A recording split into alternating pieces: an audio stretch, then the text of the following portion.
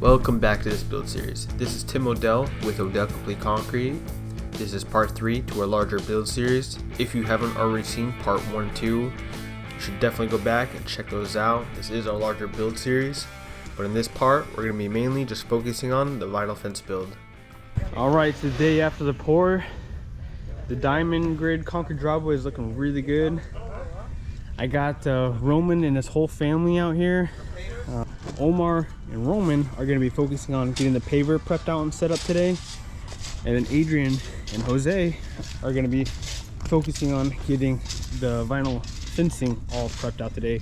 It's going to be a scalloped, dog-eared fence. Right now they're just, they pulled the string line down the post to the property line. This is actually the property line, as the homeowner was telling me. That is the dividing point between the neighbors. So we just pulled the string line off of the existing post down to this.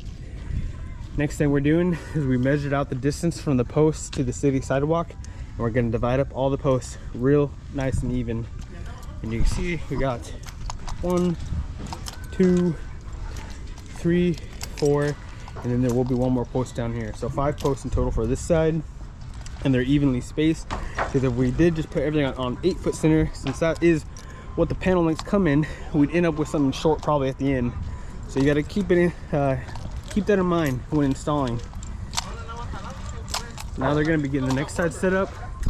So we're going to be probably going down around like a foot, foot and a half wide for all the posts. We do have our concrete bags here, fast setting and regular. All I have to do right now is I got to go get more base for the paver laying, and then I got to go get the vinyl stuff. So we'll see you guys in a bit. I'm gonna let these guys do their thing and I'll be back.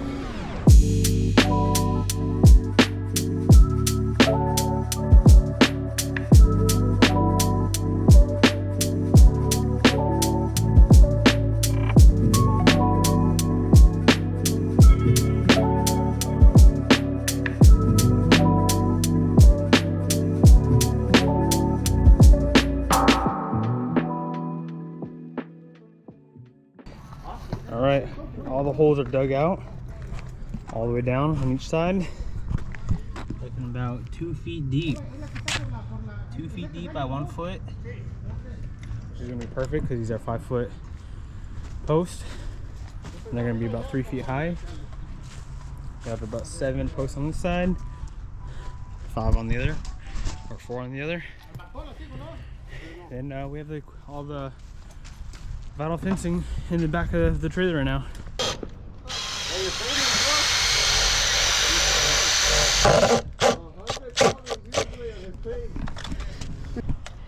Alright, first post is set. You can see the little screw on the back of the post. We're going to put a string line to that, run it to this post right over here. Where do you mark the height? And the height is 3 feet 1 inch above grade, because you always want about 1 inch above the final grade. So here it is right here. Now we're just going to pull a string line.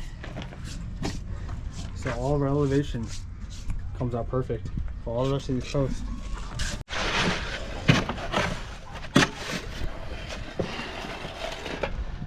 So Adrian's pulling the string line right now. Just gotta tie this one together though. Looks like it's a broken string. You gotta make it happen. Yeah, whatever it takes. Yeah.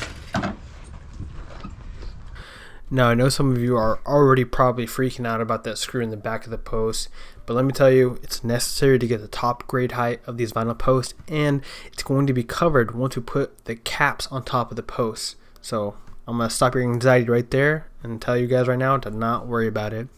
Same thing with this one right here. Yes, we put a screw right on that post, but we're putting another post right up against that post, and it's going to hide the hole. So you will not be able to see these holes.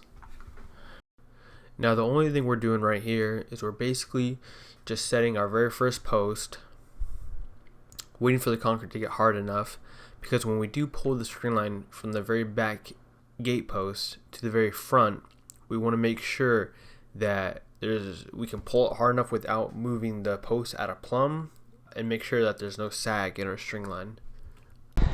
Alright, this post is about hard About hard enough. We're setting the string line all the way down, nice and tight. What Adrian is doing is he's dropping these posts in upside down on their heads, measuring out where they end up, marking that, and then he goes ahead, squares it all out, and he's gonna cut it.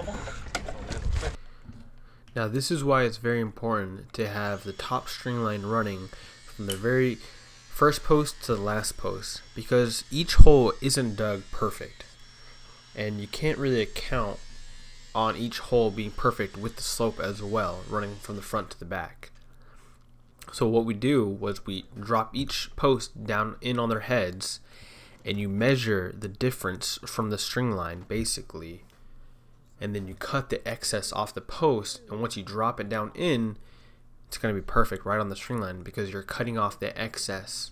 So you see this? He's putting the post down in on its head first, measured right off the string line, and then he cuts that excess off.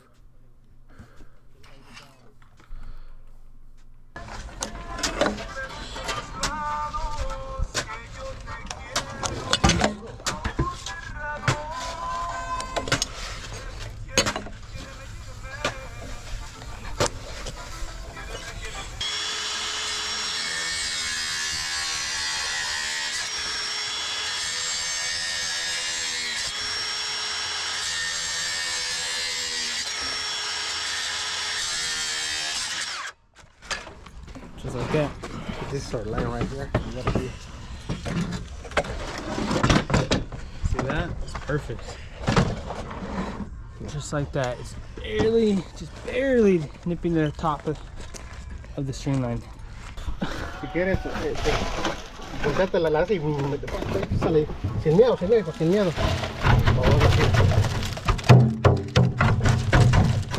Así.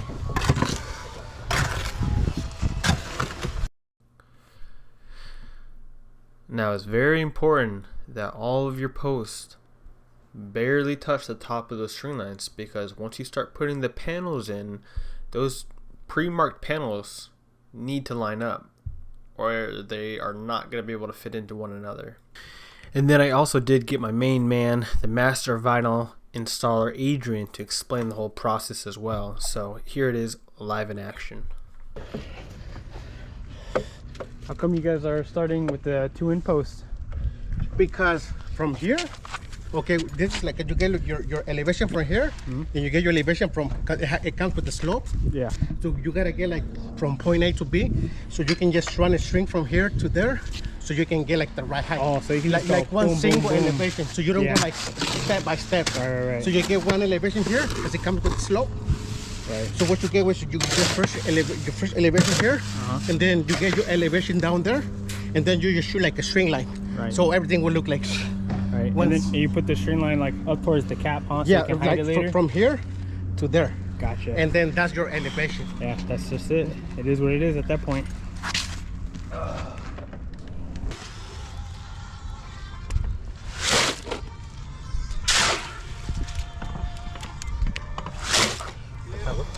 Sí.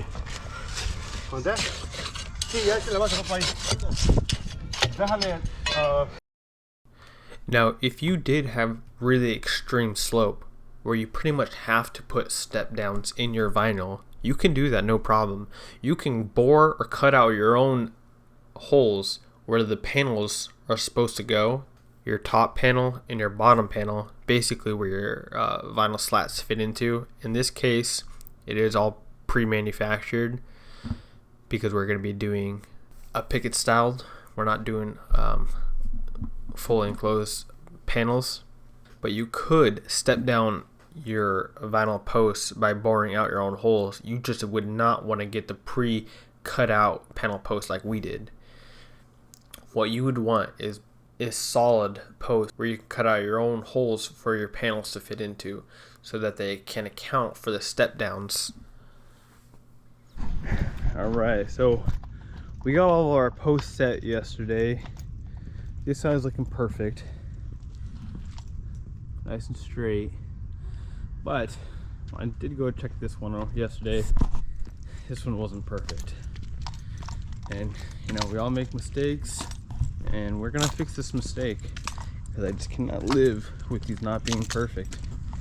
You look straight down this. I don't know if you guys can tell or not on the camera, but these last two kind of really kick out about an inch or two from those other 3 posts down there. And I double checked it by measuring from the concrete to the post, and from the basically the very furthest one, we're kicking out this way about 2 inches. So we're just gonna knock these 2 guys out and reset them. We got the jackhammer out, and we're gonna just get this thing perfect before we do anything else, because I want everything to come out perfect on this job. So yeah, we're gonna get that done. Sadly, Shane wasn't here yesterday to see all the posts go in. Yeah, I had a date with the toilet yesterday. Was looking at it all day. Wasn't fun, huh? No. Well, Gotta getting be here clean. today. Yeah. So basically what happened was we were just moving so fast yesterday, we didn't go ahead and double check our string lines when we did set them up. And we did notice that on this side, it just wasn't set up perfect. So when I got there the next morning and I was looking at them, I started noticing that they just weren't perfectly straight. And I decided, just, you know what, let's take this out real quick. The concrete's still pretty soft. We can get this out no problem and set them straight. All right, boom, there it is. 3 posts already out in under 20 minutes. That's what's nice about fresh concrete, easy to break out. So now what we're gonna do is gonna run the string line and make sure before we set everything it's perfect. Sorry, I'm a little out of breath. I was trying to get this done quick because I don't want to waste any more time on this post. Whew. And we got Adrian over there getting those ones ready. Oh, and if you're wondering why we took out the 3rd post, we ended up running a string line to just double check all the posts. Those 2 were the only good ones. This one was about a 1/2 inch off, so I said screw it, we're already taking out 2. What's the harm of taking out 1 more to get it perfect? So while we were taking out those other posts, Adrian over here went ahead and started getting all of the pre-manufactured scalloped fencing in. And it's pretty sweet and simple at this point. All he had to do was measure the gap difference from post to post, cut the excess off the pre-manufactured fencing, and then just slide them into each post.